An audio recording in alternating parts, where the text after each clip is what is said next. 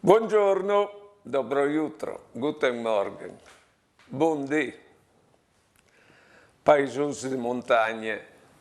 Països de montagne privats des fuarcis plui giovanis e prima di tutto desfruttatis, che quando si sposin e seguissin il corso dell'agua, vanno sempre da ribeiù. Dai fruttati che magari hanno scugnato là all'estero e magari hanno chiattate uno di là.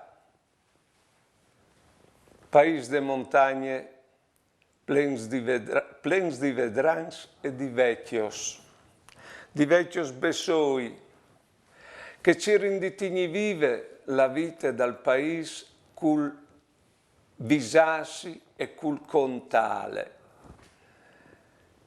Sì, veramente paesi difficili, dove che si vive veramente come dopo di un terremoto, dopo di un terremoto che l'ha slaccato il paese proprio te.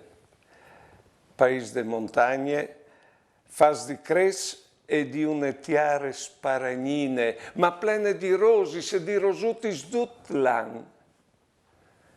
Paese di montagne considerassi ultims di tutti proprio te, ma i pui d'ogni di Dio per sé che baste alza un braccio e si tocchi il circolo det. Buone giornate e buona vita.